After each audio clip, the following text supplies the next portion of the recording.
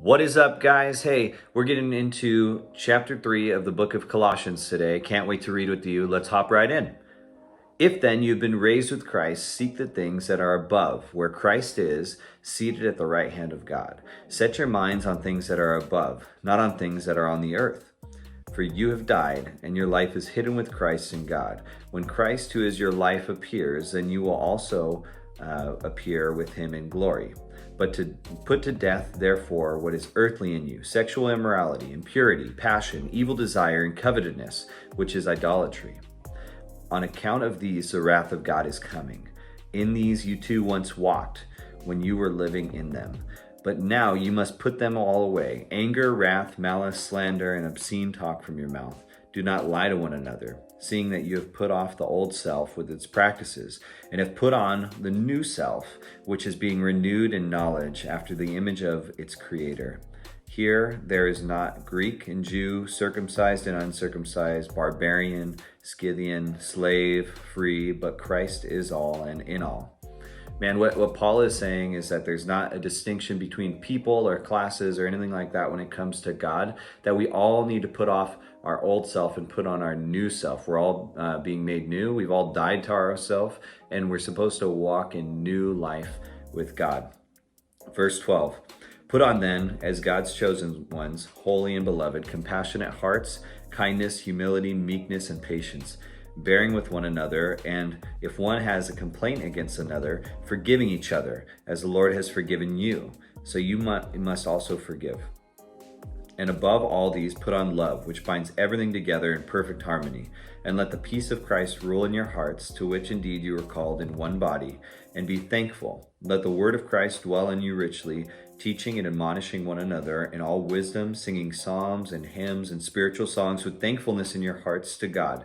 And whatever you do in word or deed, do everything in the name of the Lord Jesus, giving thanks to God the Father through him.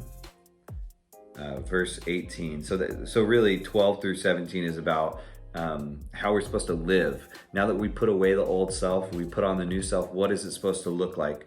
I love it that he's just talking about practical stuff of how to treat other people, treat other Christians. Okay, verse 18.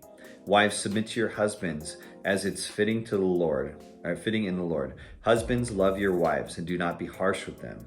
Children, obey your parents in everything, for this pleases the Lord. Fathers, do not provoke your children, lest they become discouraged. Slaves, obey in everything those who are your earthly masters, not by way of eye service as people pleasers, but with sincerity of heart, fearing the Lord. Whatever you do, work heartily, as for the Lord and not for men, knowing that from the Lord you will receive the inheritance as your reward. You are serving the Lord Christ, for the wrongdoer will be paid back for the wrong he has done, and there is no partiality. Masters, treat your slaves justly and fairly, knowing that you also have a master in heaven. Man, Paul wants people to treat each other the way that they should be treated. Even though I would say, hey, if you're a master and you have slaves and you're a Christian, you're doing the wrong thing, right? You should not be a slave owner if you're a Christian. But even in that, he's trying to hit everybody, and he's trying to talk to people from all walks of life and teach them how to live. And I hope that it's an encouragement for us to look at the things that we do and the way that we treat people, because I know for me, sometimes I don't act like a Christian to others. I know people who are Christian that I'm very surprised when I find out that they're Christian because of the way that they've treated me in the past. And so I would just say, man, look at this and ask yourself. I mean, he gives a laundry list of things that we're supposed to not do and not be, and a laundry list of things that we're supposed to be and do. I would go back, and I'm going to go back, and I'm going to look at each one of those things, and I'm going to say, what do I need to stop doing, and what do I need to start doing? And I hope that it's a great start to your week. See you later, guys.